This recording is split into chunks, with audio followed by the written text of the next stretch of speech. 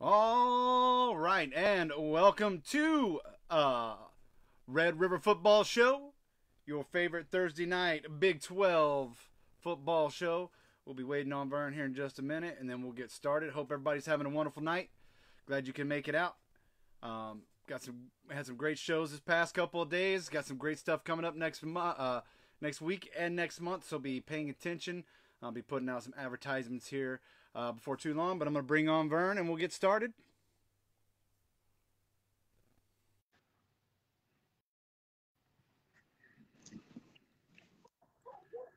All right.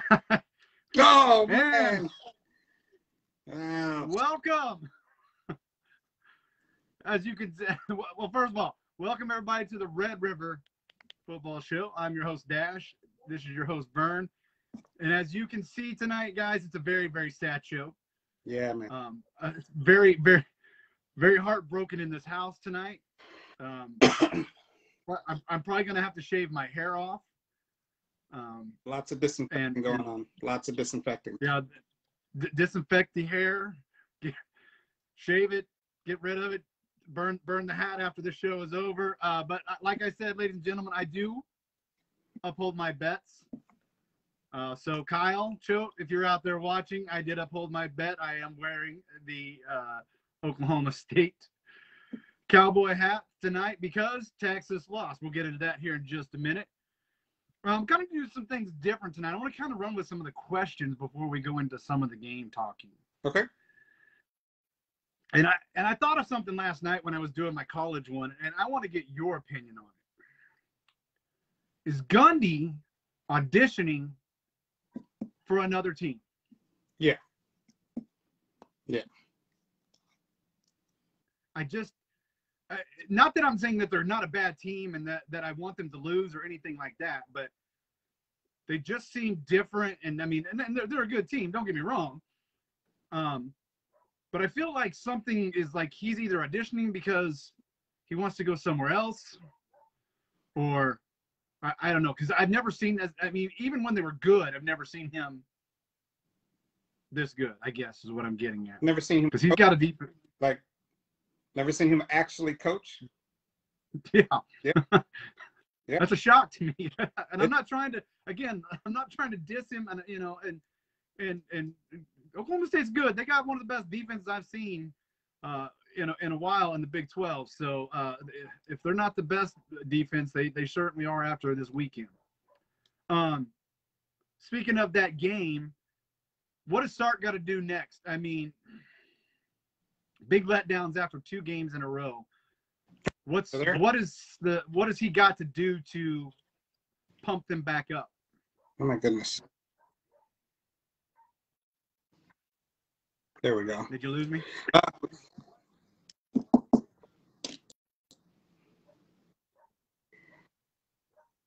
It's got to be I don't know. I feel like the players want to really, really play. I just don't feel like they are coached up to their potential.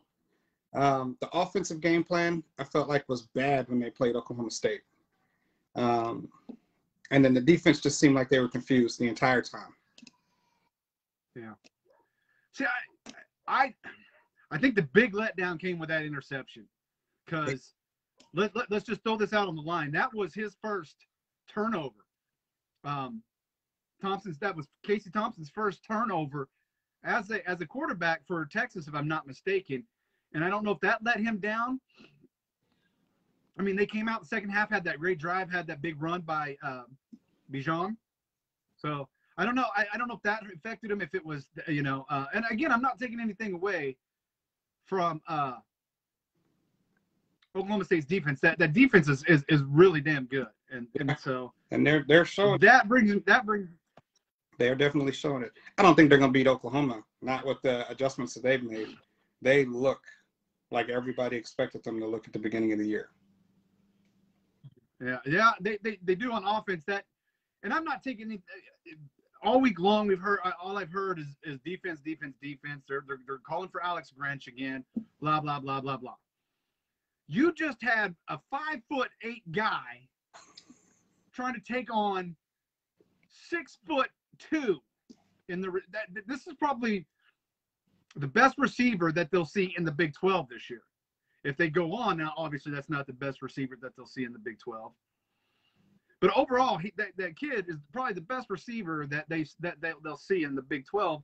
And the other one on that one touchdown, it was a 50. I mean, the dude just took it out of his hands. Yeah. So I mean, it could have went either way. It could have been an interception in the end zone, or it was going to be a touchdown. So I don't. Calling for a defensive coordinator's job is like somebody calling for Sark's job after. It's ridiculous. It's just. I don't know, man. I don't know, because there has been. So shouldn't have lost to Oklahoma. Like defensively, no, definitely not. They should have prepared, especially being up. How do you lose that kind of lead?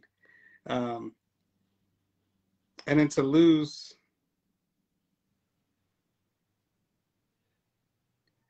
the way we have these last couple of weeks, man, it's just it's a little bit embarrassing, you know, that it just seems like they haven't figured something out. It's like they had it and then they made some changes, lost to OU, and I mean we almost lost to OSU in double digits, but I mean we should not have lost to OU. Like, you don't go up that big and then lose a game. You don't. So no, I mean, if you look at it overall, we're averaging, 29 points a game allowed. That's not good. That's not good at all, especially for a team. I mean, that's supposed to challenge for at least a Big 12 championship. You're not going to give up 29 in the Big 12 and make it to the championship game. So, I say that. Unfortunately, I say the same for OU. Now, I mean, like I said, OU's in the driver's seat, but OU's defense, their pass defense, is 123rd out of 130. So, I mean, they need, obviously there's some people hurt, and injuries has plagued every team this year. There's no ifs, ands, or buts about it. The injuries have plagued every team in the Big 12 this year. We know that. OU just happens to be in the secondary where they're in my opinion, the weakest at. Woody Washington, Turner Yell. So DTY, you know, they're missing two key components. And that what I think his name was Hoover, whatever, or that kid they moved over on the other night against TCU. He's normally a nickel back, so he's not used to, you know, covering deep and taking on the big receivers. So I mean, but yeah, you're right. The defense, maybe I guess I mean I'm because I'm not as such an involved fan as you guys are, as you are, you know, with Texas. I still don't see. I see a problem, but I don't see a huge problem, if that makes any sense. For at least for me, I'm not down on Sark. I think he's a great coach, and I think he's going to do a lot better, at least in my opinion, than Tom Herman. Yeah. So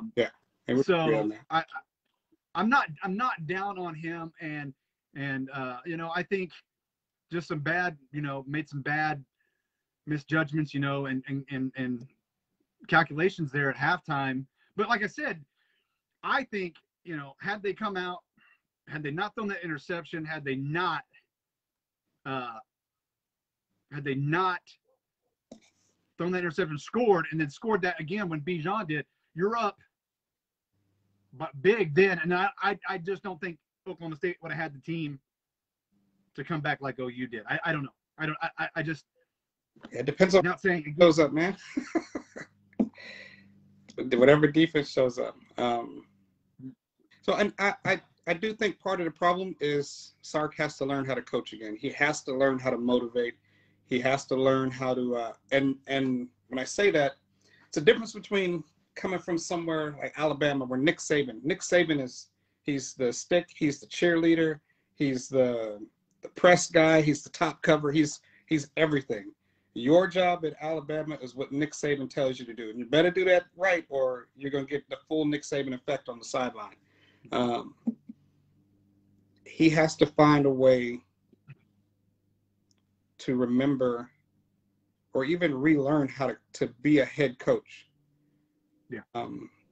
At some point in time, he should look at things and say, you know what, whatever you're doing, like, I'm the head coach. What you're doing right now is not working. I'm going to need you to go sit down over there. I'm going to do this. You know, and I agree. He hasn't done that. He's got to go over at times and get his guys and rally the guys. I mean, coming from the head coach is going to mean a lot more, you know, and him speaking to them, trying to motivate them is going to give confidence. And he hasn't done that. You know, he stands on the sideline. When things are going bad, you know, and I don't even think he moves. I don't even think I've ever seen him walk around on the sideline. He's always kneeling down in that same spot, it seems like. Yes. You know, kid gets hurt, he's kneeling down. Kid scores a touchdown, he's kneeling down.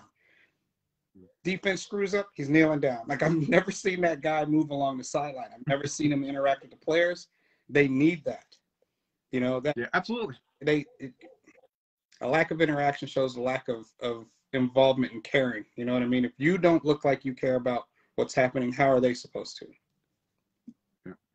Side note, does his voice not match his body type at all? Yeah. When he did an interview the other day, and I was like, you know, I just never, I'm wanting deeper from you, buddy. I want a little bass in your voice. Yeah. I'm not, he's, again, like I said, outside looking in, not in depth as the Texas fans are. I like him as a coach. I want him to stick around there. Like I said, I think he's way better than Tom Herman. Yeah. And I think you've got a future down there in Texas with him. So I hope he stays. That brings me to my next question. With that being said, is there a chance, like a few years ago we had double Red River Showdown? What's the odds of a double Bedlam this year? I think they're very good. I think the odds are very good. I honestly think, looking at OSU's schedule, I honestly think the only team that's going to beat them in the 12 now is OU. So that'll put them at one loss. They're going to be the number 2 team in there, and they're going to be going to the championship. So y'all be getting a double tap up in Oklahoma. And how bad is that? Because I mean, I know how they schedule things, but how bad is that? I mean, it's good for the state. I get it. But it's 1 week in Stillwater, and then you take a break off, and then you go down and you turn around and play 1 week later in Jerry's World. Is it worse for the team that loses? Whoever loses, no matter if it's Oklahoma State or Oklahoma, is it worse for the team that loses to turn around and have to go play again a week later? Depending on let's just say, depending on if it's like a normal Oklahoma State, Oklahoma shootout, 50 points scored on both sides, just beating each other to bloody hell. Is it bad for the other? Is it bad again to turn around a week later and play them again? I would say in this situation, no, because they get an instant shot at redemption. And this redemption, you're playing for the championship. Like, this is the one that matters. So no, I don't think it's bad. Now, I will qualify that answer with, it also depends on how they survive. Like, is it a dogfight, people dropping left and right, then yeah, it's bad because you don't have any time to heal and recover. But if they go through there and both of them play a good hard game and just standard fatigue back and forth between the two teams, I think it's going to be the next week will be a very, very good week. I mean, you look at that. So by the time they get to that game, they are going to know if they're going to be playing each other for 2 weeks. Yeah. So you essentially have 3 weeks to prepare for the Big 12 championship. Yeah. And I mean, so that another thing that brings me to question: Do you pull out all stops in the first Bedlam game? No. Do you pull out all stops, or do you still keep something hidden? What does it matter? If both of you guys get there, you're both undefeated. A one-loss team is going to win the championship. I can't say what does it matter, because if both of them get there and they're undefeated, both of them actually could have a legitimate chance of making it to the college football playoffs. By that time, a two-loss team isn't going to get in. I don't care who it is. A two-loss team makes it into the college football championship playoffs. People are going to burn stuff down. Like, college football is going to fall apart. So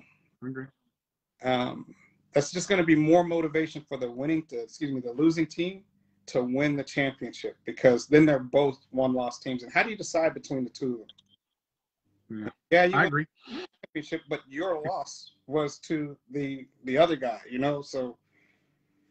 Especially if Alabama loses to Georgia and they're a 2-loss team, and if Alabama gets, all hell will break loose. They'll be Alabama calling for an 8.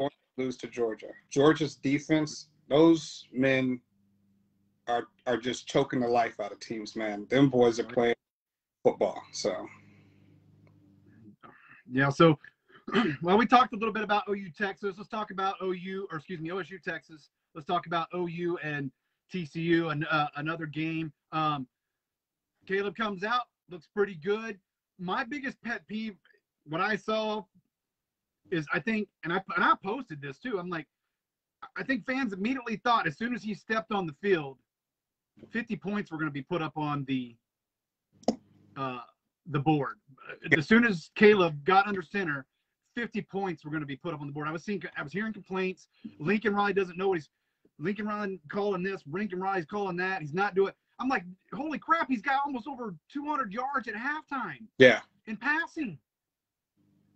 He's got a ton, and could have had more touchdowns had Austin Stogner dropped one. So it was, just a little bit here and there, but it sold me. I mean, and I was kind of iffy on him. Don't get me wrong. I'm always iffy on a freshman quarterback. Always iffy. Yeah. But he doesn't play like a freshman though, man. The kid he's been running that team the whole year. Yeah. Watching him on the sidelines when he interacts with the play. The difference between him and Spencer is he interacts with the linemen, the receivers, and then when he's done with that, he goes over and stands right next to Lincoln Riley, where when Spencer came off the field, he would go and hang out by himself. Yeah. He wasn't trying to pump people up. He wasn't trying to get his line. Rattler was a starter for a reason. I'm not taking anything away from the kid. He's, for whatever reason, he's not the starter now. We know that. The turnovers, maybe it's the attitude, maybe there's a lot of other stuff.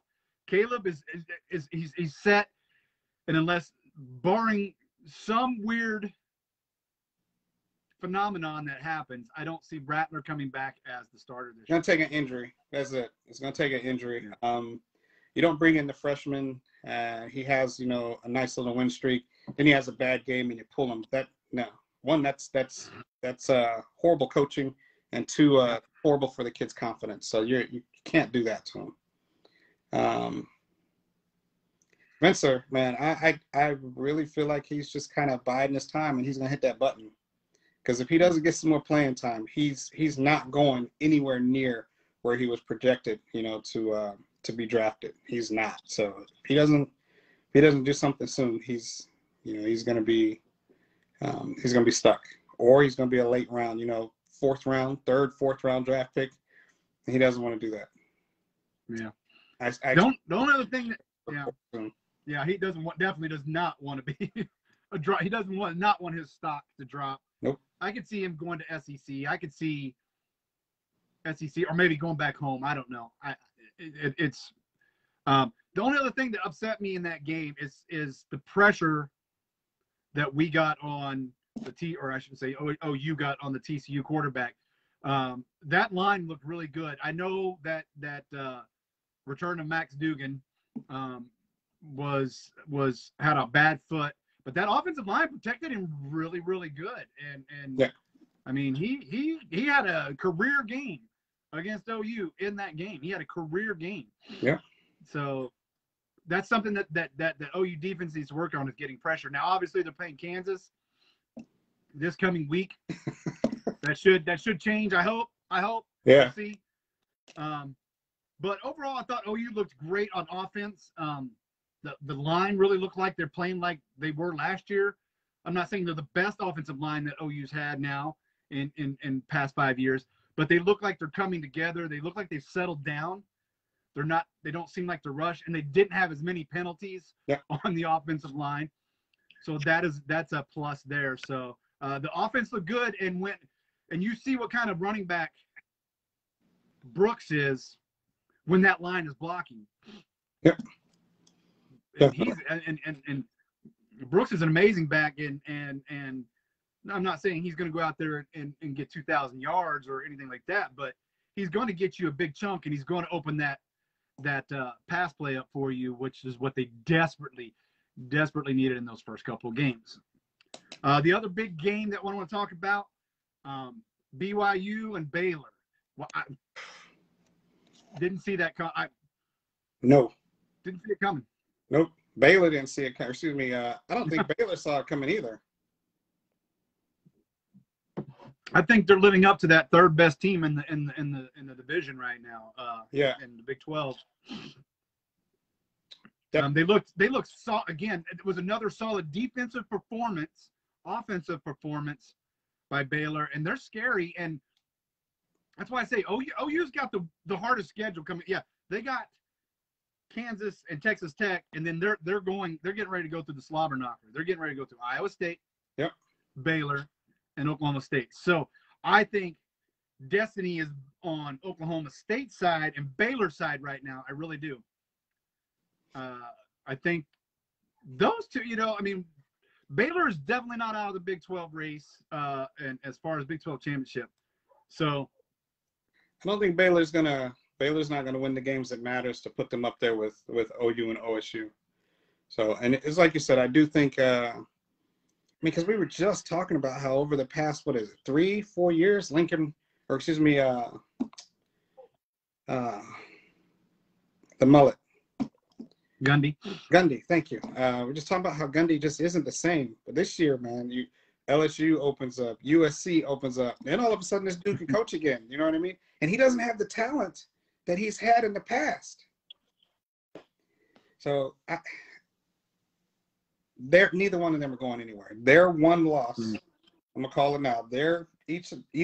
Either one of them, their one loss will come in the Big 12 championship.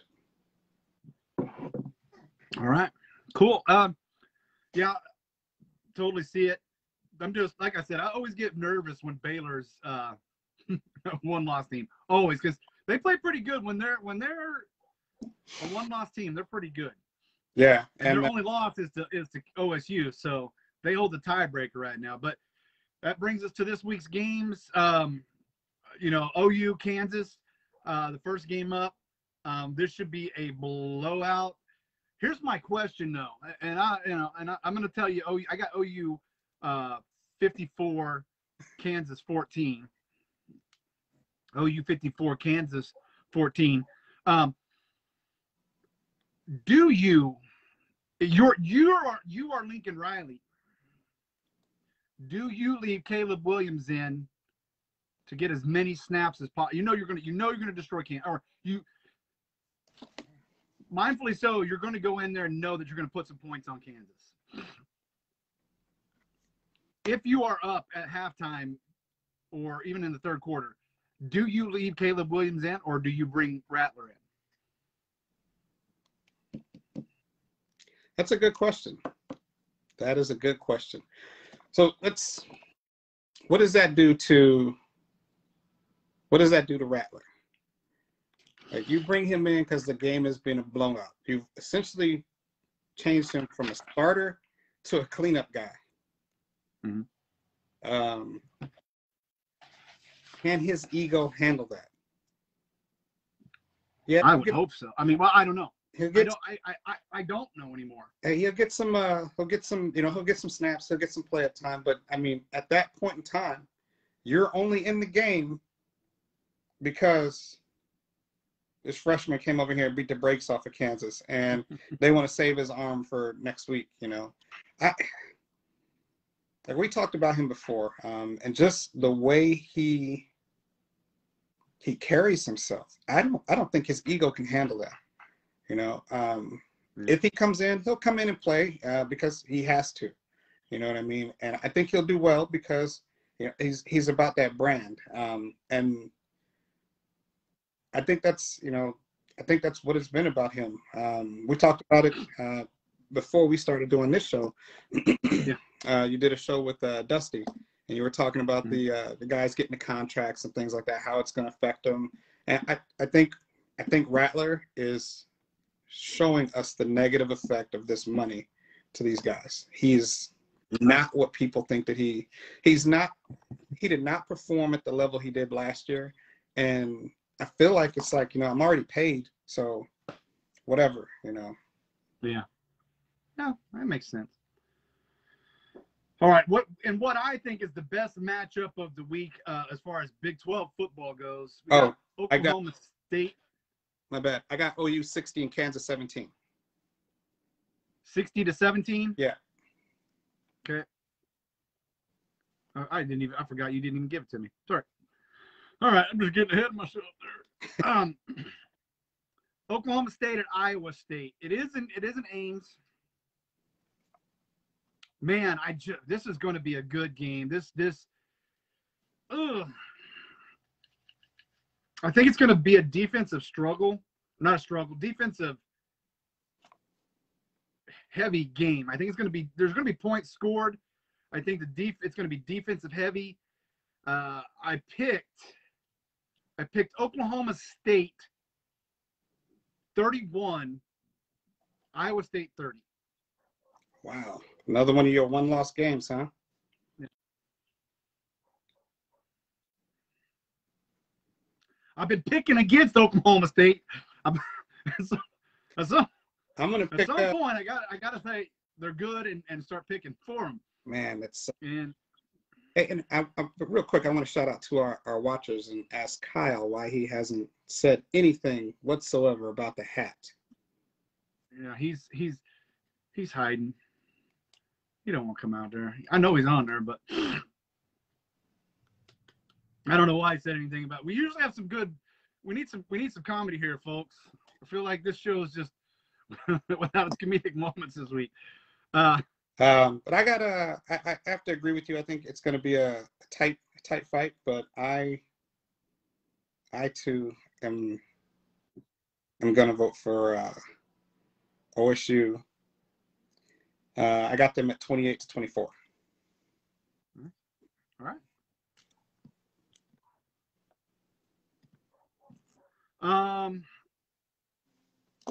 Kansas State at Texas Tech. I'll let you take this one. I'll let you pick first on this one. Obviously they're getting their bye weeks coming in, slowly coming in. So this matchup just does not even. K-State's not the team we thought they were. Texas Tech is not the team we thought they were. No. I do think Texas Tech is going to win. Okay. I don't expect anything. I'm not expecting a good game. I think it's going to be messy, and I think the least messiest of the two is going to win. And I think that is going to be Texas Tech at 21 and Kansas State at 18. All right.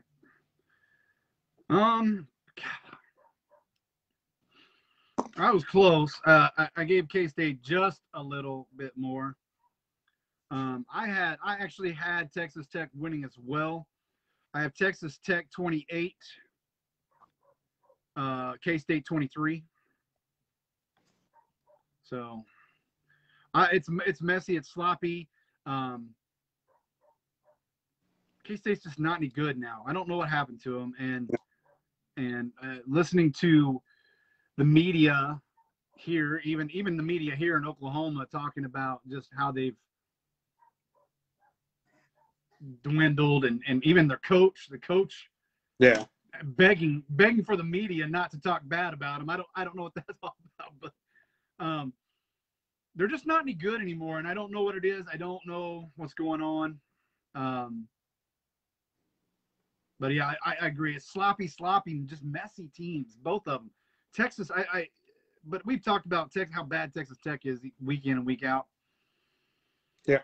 So yeah, I'm with you. I got Texas Tech winning 28-23. Okay. And the last matchup of the Big 12 week, West Virginia going into Fort Worth to take on TCU.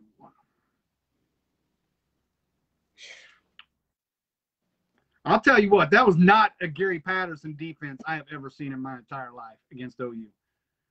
I was really expecting it to be a really a nail biter, 31-34 type game between both of them. I really thought Oklahoma was going to walk out with about a 3 or 4 point lead and win. But that was not that is Gary Patterson is defensive minded. Yep. A defensive minded coach. He's always has been. And that did not look like a Gary Patterson defense. So is the writing on the wall for him as well, you think? I don't know. I think they're gonna give him another year. With LSU open, USC open, I don't think that they're going to, if they let him go, they're not gonna land A high profile. Yeah, their chances of landing a high profile experienced coach have gone down. Now I could see them letting him go and bringing in Edgeron, since he's looking for a job. He's proven he can win a championship. The kids love him, so he's proven he can recruit. Expectations right now at TCU are non-existent. So you can go in there and not win for your first year, and nobody's going to say anything because, hey, we did the same thing last year, But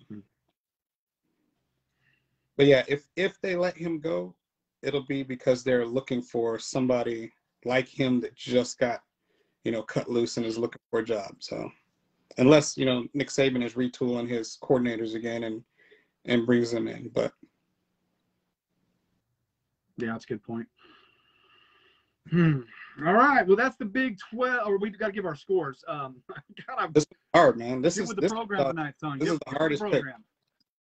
This is the hardest. Yeah, this one's a tough one. I'm gonna give it to West Virginia, man. I think they're due. I'm gonna give it to West Virginia, and I'm going to give them 28. Okay. I'm gonna give TCU 24. All right. I am not so generous to West Virginia. I don't think that. I just don't think that quarterback. I know it's my family. They're probably watching. I know my cousin watches. She shares the video. So she's in West Virginia, and she's a West Virginia fan. But, I don't know if the quarterback – they need a quarterback in West Virginia, and they need to start that Green kid right away. They needed to sit in West Virginia. Yeah. I'm going to – TCU. I got TCU. I'm going to give it to TCU. Okay. 27, West Virginia 17, a 10-point game. Wow. I just there's not and I love my God rest my mom's soul. I know you're up there watching down on your Mountaineers, but I don't think they got what it.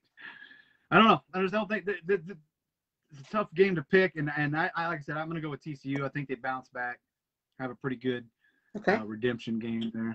All right, so that's going to bring us to our national picks. Right now, as it stands, you are 8 games behind. I know. And I feel the heavyweight belt. I feel the Red River belt coming to my possession. But as it stands right now, I am at 46-14. Vern is at 38-22. If some of your Texas picks had worked out for you, you might be sitting prettier. But as it stands, that was the only college game. I think, no, you lost 2 college games. That's what hurt you this week. You lost the Texas-Oklahoma State game. Yeah. And you lost Boston College, NC State. Yep. Yeah, that's the one that hurts you. But so like I was talking about last night, and we'll get more into coaching revolving stuff next week as far as national wise goes. But this one I want to bring up to you. We've seen how many Big Ten teams are in the top 10, top 25 period. Yeah. But in the top 10 alone, there's 4 Big Ten teams. Excuse me, is that right? Yeah, 1, 2, 3, 4. Yeah, 4 teams, and they're all in the same division. 1 loss Ohio State, 1 loss Penn State, and then undefeated Michigan, undefeated Michigan State. Is that setting themselves up for failure? I mean, somebody's going to come out. Maybe one team's going to come out unscathed. I don't think anybody's going to be left undefeated, obviously, with Penn State and Ohio State already one loss. I don't know if Michigan and Michigan State can stay unscathed and go undefeated. Okay. In that. Does that set them up for failure, though? Because let's just say Penn State beats Ohio State, then Ohio State beats Michigan, and Michigan State beats, and so on and so forth, and then they all end up having 2 losses. How, that's the obviously that is the worst case scenario that we're looking at in the Big Ten. Yeah. And that's interesting. One, I think it does. It's good for the conference because the Big Ten hasn't had this much hype in a long time. Usually, it's one team carrying the name, the banner for them. So this, either way it goes, it can only benefit them. Man,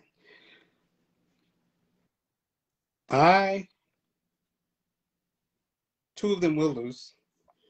And then it's just going to be a decision on how much love they get from the voters. Yeah. So, but I think the Big Ten is in a. I mean, obviously they're in a really good spot. So, I mean, Iowa technically is still not out of it per se. Yeah. So that's what I'm saying. Iowa's is on the other division, and then you got Ohio State, Penn State, Michigan, all on the.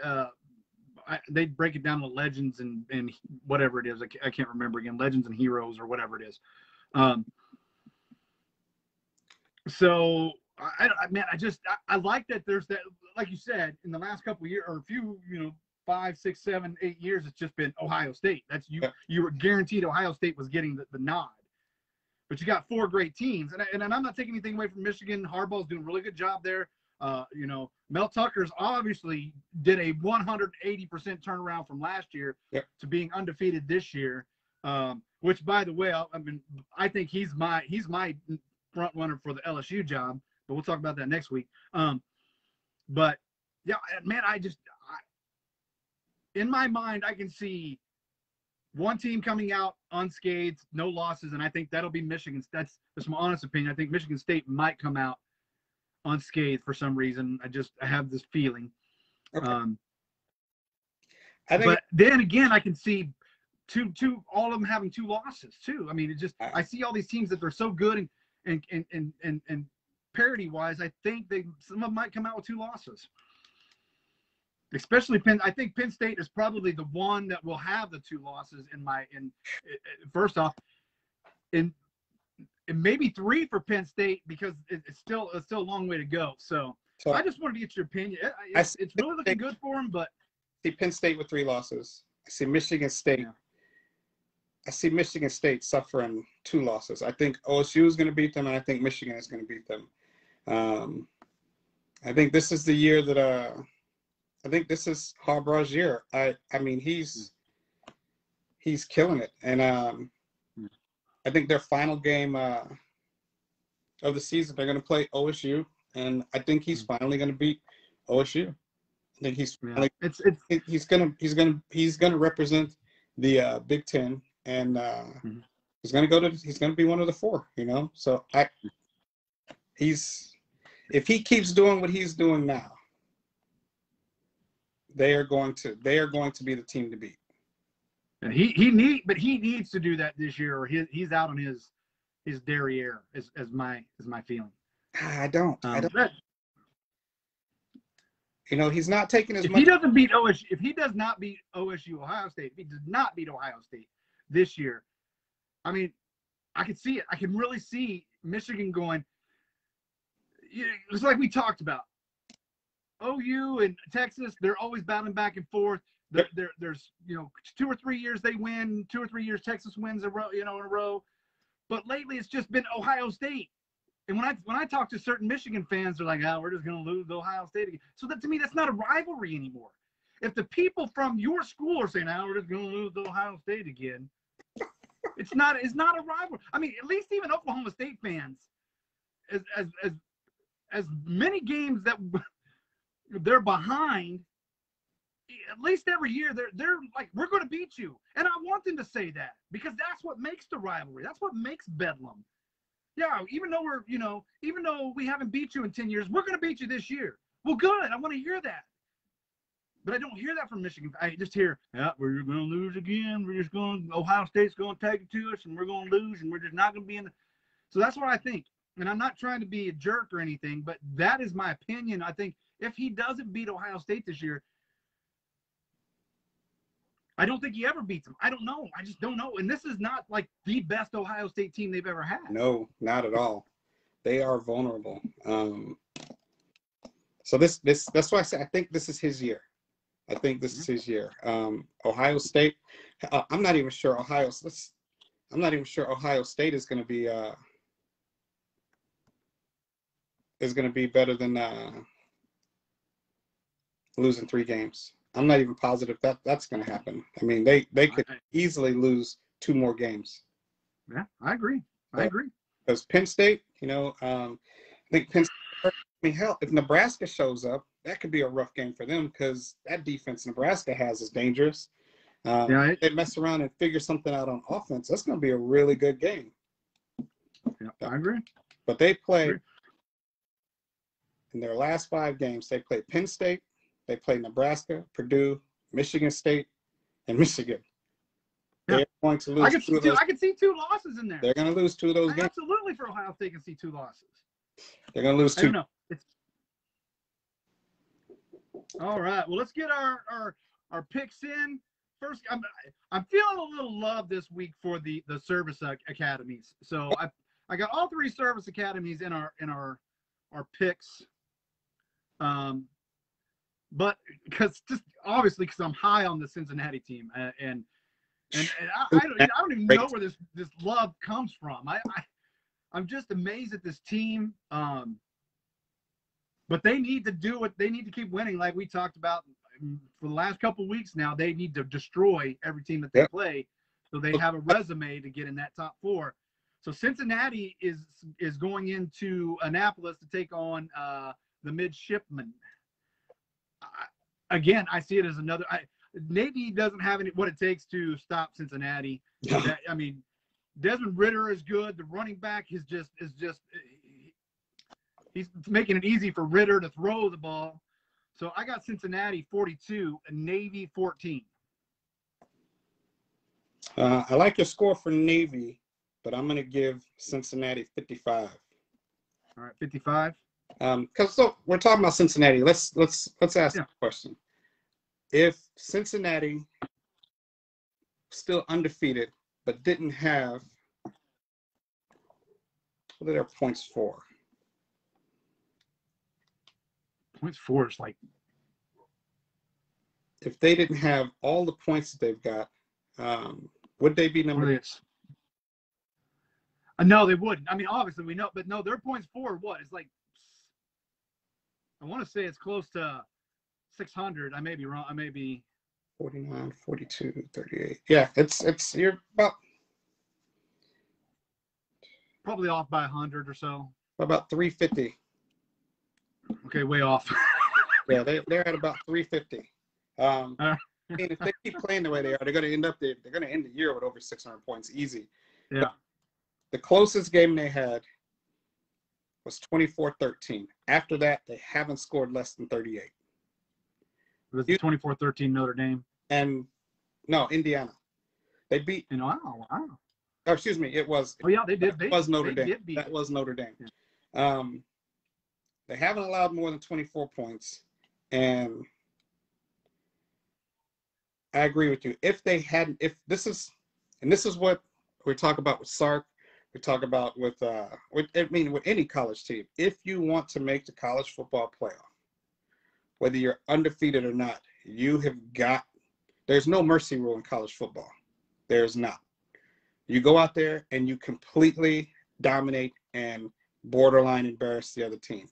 If you can hang 100 up, hang 100, because that's what college football is. Yeah, I agree. And I'm with you. And my biggest fear is Oregon's going to keep chipping away and win the Pac-12 with one loss, and they're going to end up giving it over a no-loss Cincinnati doesn't get in, and a one-loss Oregon. That's my biggest fear. I'd see my biggest fear is this one-loss Alabama getting put in, man, just because they don't deserve to be. What are they, ranked 5? They don't.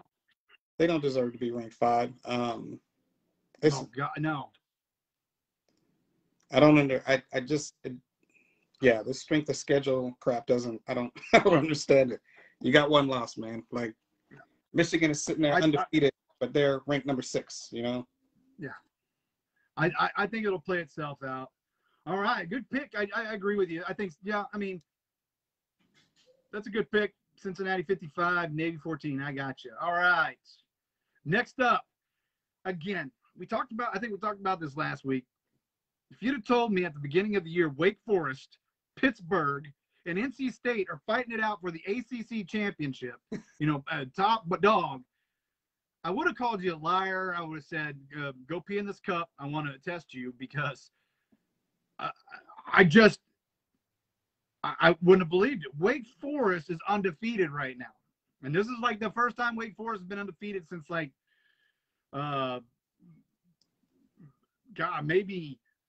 the 30s or the 40s, if I remember correctly, with this many wins. Not undefeated, but with like at a 6 or 7-0 record. So Wake Forest goes into Army. Army's always been really, really stout on defense, and they control that ball when they run the option. They control the ball. They control the time.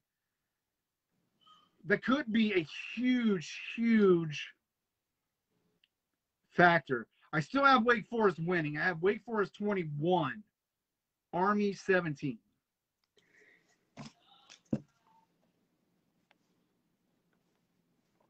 I guess I'm kind of rooting for the underdog, even though probably because, Wake Forest is ranked and they're undefeated. Technically, I feel like they're an underdog going in against Army for some reason. Maybe I'm overlooking something, but I think Army shows up and upsets these dudes. Honestly, there's not much.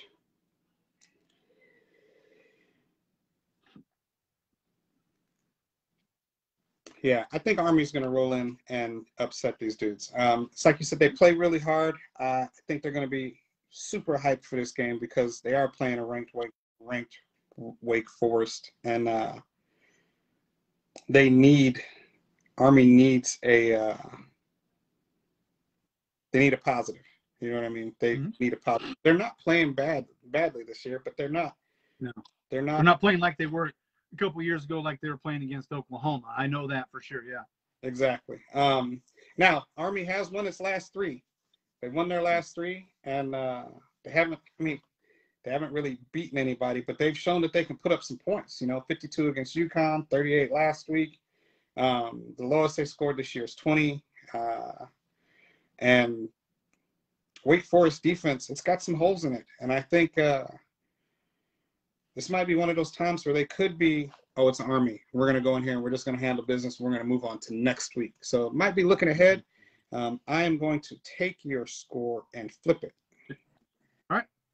Got Army so 21 Army. Yep. 17 Wake Forest. Good call. All right.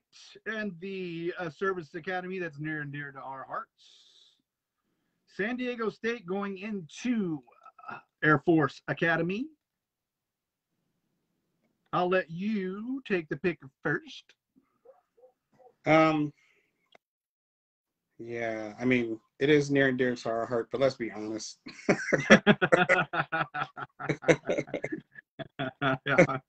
If you were to ask anybody in the last 2 years who's the best player that you can think of for Air Force, they're going to talk about that field goal kicker. I can't even remember his name.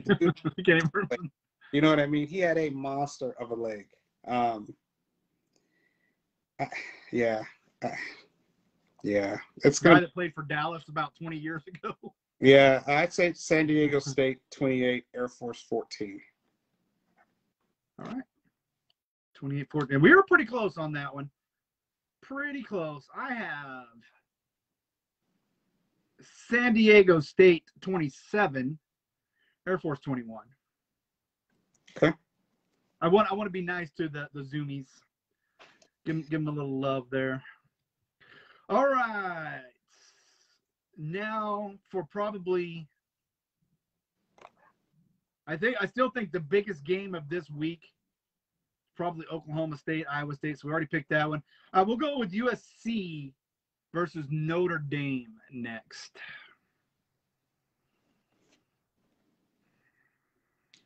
I'm gonna give it to Notre Dame. USC. Okay. I mean, they're still trying to find a leader. Yeah. Not taking anything away from the fill-in guy, but it's hard to follow somebody you don't know you're going to be following tomorrow. It's hard to listen to somebody. You're like, hey, we want to make these changes. I want to implement this offense. It's like, man, look, next year they're going to bring in somebody else. We're going to be doing something different. Let's just get to next year. So I agree. Over? Let's just get there. So I'm gonna give Notre Dame 38, USC 17. Wow. You are much more on board with the Golden Domers than I am. This is a rivalry game. They play every year. There's always I got USC rolling into South Bend. Rolling into the Chapel of Love there and taking down the Lucky Leprechauns. I got USC 28, Notre Dame 24. USC 28, Notre Dame 24. Okay.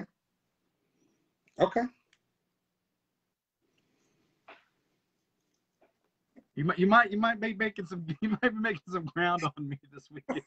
Might be making some ground on me.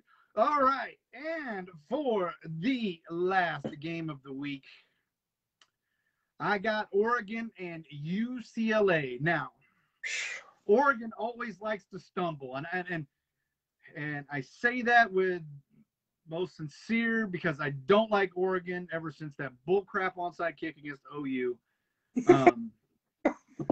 Many moons ago. I should get over it. I really should. Like some people should just get over some things. I should get over it. It's history. No, I really think this is going to be a good game, though. I like this matchup between UCLA. I like this matchup between Oregon. I got UCLA winning, though. I got UCLA 34, Oregon 31. I got Oregon winning 35-28. Pretty. I love it. Pretty close. Yeah, that's. It's like you said. Oregon stumbles. They already stumbled against Stanford. Do they stumble again? Is the question. No, they've been known to stumble a couple times a year. Sometimes. Yeah, don't doubt that it's going to be a good game. I really do think it's going to be a good game. I just don't think UCLA's defense is going to hold up against Oregon's offense. So. Good call. Good call. All right, that was our college. We're going to go into NFL. All right. You did much better in NFL this week.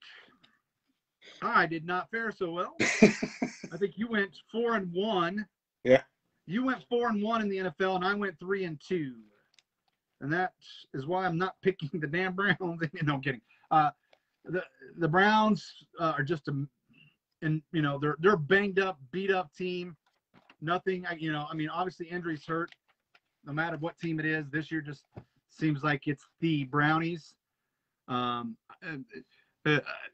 can say what you want to say about Baker Mayfield. He sucks. This guy coming in. If you think Case Keenum's going to come in and replace Baker Mayfield, well, unless he has the surgery that they possibly were talking about today, which in my mind is probably the best thing that they should do. It's his off shoulder, right? It is his off shoulder, but it's torn at the labium or whatever it is. So that can be painful no matter throwing or not, because you still, as you're throwing, you're going to have that pain and that motion right there. And then if he tries to run and get sacked, because let's just face it, the entire offensive line for the Brownies is down. Yeah. Like literally, like I think guards and tackles both are all hurt. 17 people, by the way, folks. 17 people on the Brownies team are injured on IR.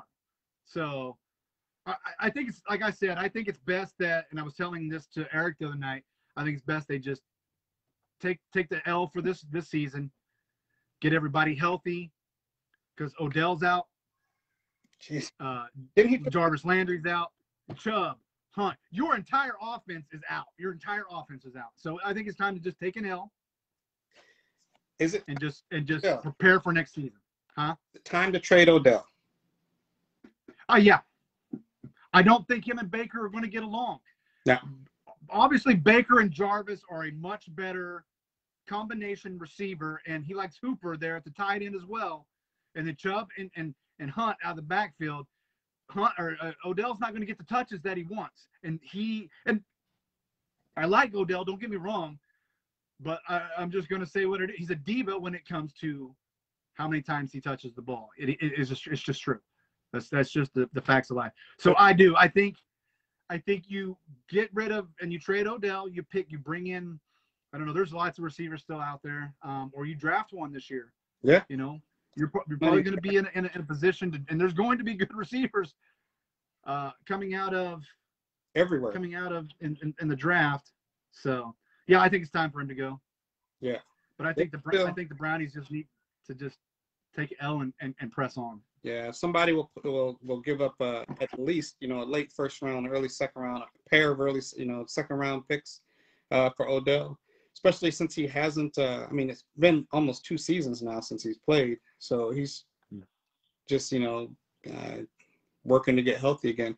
But you're absolutely right. He and Baker aren't going to get along. There's that ego struggle between the two of them, and I don't think it's so much a struggle on Baker's part. Like Baker's like, I'm the quarterback, bro. This is my team. This is my. And he's doing his job right. He's checking down. He's checking down to the receiver that's open.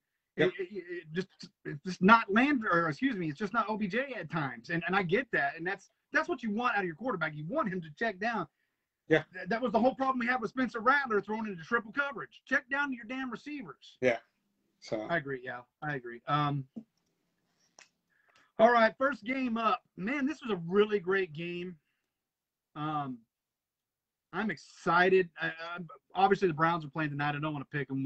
We gave our 2 cents on them. But this game is really intriguing to me. And it's the Bengals at Baltimore. Yeah. Bengals are kind of quiet looking at that, taking a shot at that first place in that division. If they beat the Ravens, they got a good shot. They played very well against the Packers a couple weeks ago. Had a chance to win it. 6 times, both kickers, between 2 kickers, they missed it and couldn't hit shit. So that was the most intense football game that I've seen, man. I mean, like, you have never seen a game where the kickers are under more stress than that one. Everybody wants to talk about the kickers, man. Them dudes earned their money that day because, man. That was my wife walked out of the bedroom 5 times. She's like, "Damn, this game is still on." Because she would walk by and they're lining up to kick. She's like, "Ah, it's over." She'd come back out and it's like, "All right, damn, they're still playing." So, that's pretty. Yeah. But I think the Ravens are just too good, man. Their game they dismantled the Chargers, made the Chargers look ungodly on defense. I got to go with the Ravens on this one, man. I think the Ravens are just too good, but I like the Bengals. Don't get me wrong. I think Burrow looks really good. Stop being a dummy and please don't become a Daniel Jones there in New York. Stay in the pocket. If you got to run, I get it, but slide, son. Slide. Because you are not going to take a big hit. You're not a big kid. No, he is not. Yeah, I'm with you. Baltimore is firing on all cylinders, man. They I think they're probably top 6 teams in the league easily. Right now, I there isn't a better quarterback right now than Jackson. There is not. Well, man, it's close between him and Murray, but you can't take away. No, I think right now I've got them, like, if I have.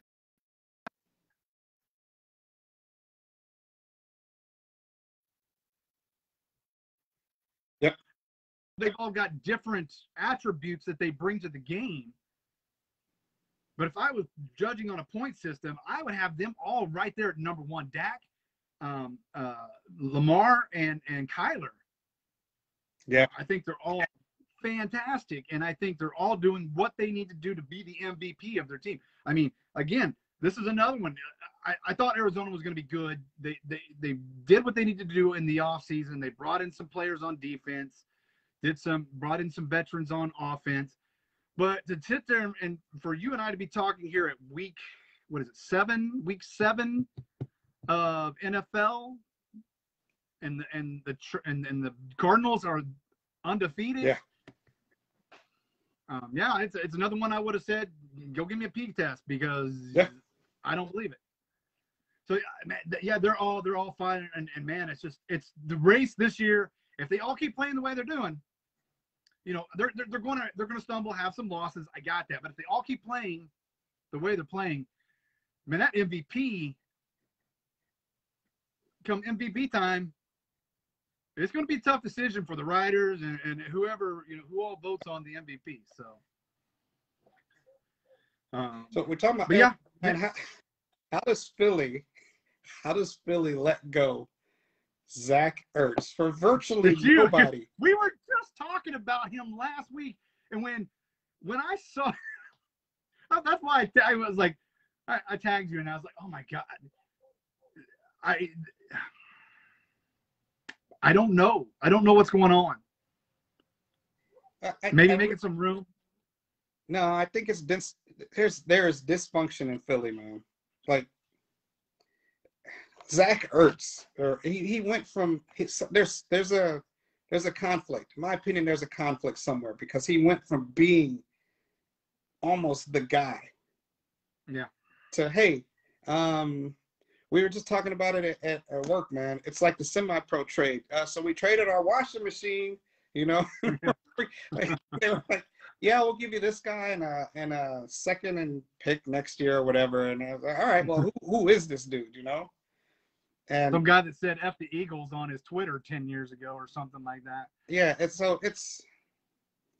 crazy, man, that they let him go for virtually nothing. It sent him to, and he's not old, you know. He's not. No, he's not. He's phenomenal. He's a phenomenal talent. So he's gonna. It's like, hey, thank you. We're already undefeated, but you want to help us continue our push to the Super Bowl? We'll take it. Oh, you want our water boy? Sure, we're good to go. Yeah. He's definitely. He you know, he says he's still a Philly boy. He's still wearing his Philadelphia Eagles wristband on his arm, but yeah, he's definitely going to help the Cardinals. It's only going to make Murray in that offense that much better with him. At least in my opinion. It sounds like it's your opinion. He's only going to make that offense better. All right, Our next game up is the Tampa Bay Brady's against the Chicago Bears, as my wife likes to call them, the Brady's. I think hands down,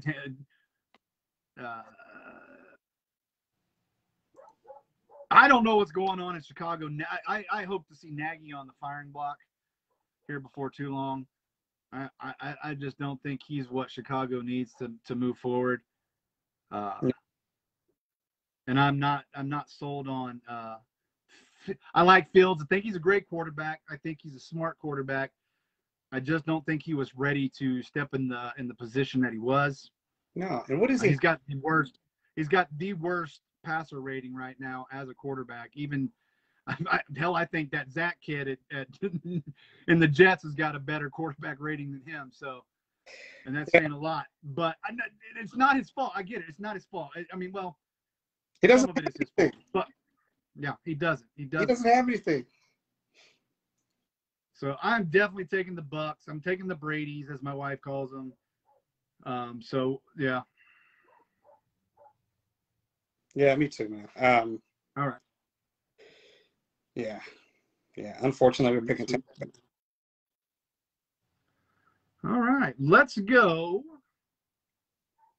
There's not a lot. Everybody's on bye. All the good teams, it seems like, are on bye this week. San Diego, Dallas. So there's some really crap games. I thought, and this is what I was talking with Eric the other day, I thought this game would have a little bit more on the line than it does this week. I thought at least the Lions would have maybe 1 or 2 wins under the belt. I thought maybe Goff would want to go and just shove it down the Rams' throat, but I don't see it happen. I just think the Rams are just going to continue to beat up, and I think Goff will either lose his starting job after this game or during this game. So I got the Rams. I have the Rams as well. This game is, I feel like this game is about 2 quarterbacks getting even. That's it. I think Matthew's going to go back home to Detroit, and he is going to do everything he can. If this kid has 500 yards and 6 touchdowns, it's not going to surprise me, because his whole point is he wants to show them, I told you all for a decade, this is all I needed. I needed receivers. You wouldn't do it. I needed an offensive line. You wouldn't do it. Yeah. Detroit has failed to put an offensive line in place since Barry Sanders was running around in the backfield. That's so true. Statistically speaking, Barry had probably the most tackle evasions behind the offensive line than he did running down the field. Yeah. And then you got Goff, who was traded before he was notified via text. And,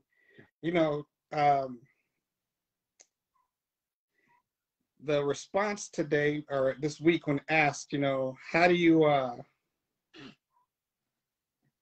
ask Coach, how do you feel about, this? How do you feel about how the Jared Goff thing went down? Well, it's definitely something I thought of. It's it's one of those situations I'm going to learn from. But not once did he say he was sorry. I'm sorry. Yeah, not once. No. Not one time. So that says a lot about the relationship between a coach and a quarterback. When that dude trades you, that notifies you via text and can't even apologize for making you, like, he was a meme for what, like 3 weeks? Yeah. I think the only time that only other person I can remember getting traded and not knowing about it via text was Dwight Howard. When he was playing for Atlanta, and I can't wait for next year. Somebody was like, bro, you just got traded. You got traded. You didn't even know it. Oh, yeah, for sure. I'm right there with you. I think Matthew Stafford goes in, bombs everywhere, just left and right, and he's going to destroy him. So I agree. All right. Can the Panthers bounce back? Obviously, Christian McCaffrey is out for another 3 to 4 weeks, I believe. And I think that's just going to make Sam Darnold continue to look like the New York Jets Sam Darnold that we were used to. At first, I was like, man, I'm really impressed with this. But it turns out it was McCaffrey that was making him a lot better than he was. Well, without McCaffrey, they literally have no running game. So they don't even have to. They're not stacking the box anymore to stop the running game. They're just stopping him. So he's. I mean, quarterback needs a good running back. Absolutely. So the Panthers are at the Giants, and so, as the old cliche saying goes, something's got to give. Yeah. The Giants are either going to win or the Panthers are going to get back on the winning track. So I'll let you pick first. I'm going with Carolina. I can't. Being a Cowboys fan, I will never, ever, ever for the Giants. They could be 100% locked. You could tell me the Giants are playing the North Iowa blind midget football team, and I'm going to pick the North Iowa blind midget team. Agreed. I can't do it, so I'm going Carolina. All right. Excellent, excellent. I am as well. So our picks are all on the same. No Cowboys to pick this week, so we'll go with Monday Night Football. Fairly good matchup, I think. Yeah. Like I was talking about the other night, I think Geno's doing all right. I mean, considering for a guy that hasn't been or hasn't taken a snap in 2 years. True. He's not doing horribly bad. No, he's not. He's definitely not the answer for Seattle, but he's not doing horribly bad. But it is in Seattle, but like I've said, and we've talked about this too. We talked with Eric, talked about it with you. Excuse me. There's something going on in Seattle that's just not making sense to me. I don't know what it is. It's another. There's something ain't right up there. So I'll let you pick first as well on this one. I'm gonna give it to New Orleans. All right. You got to go with the steady hand. You know, I'm gonna pick New Orleans mainly because they've got, you know, their helmsman behind the wheel. So yeah, I agree. I went with the Saints as well. So but it looks like it's down to college football to see how we stack up with our records next week. Great picks. There's going to be a lot to talk about this weekend. After this weekend, some great college football matchups. Yes, there are. So we will be back, ladies and gentlemen, back next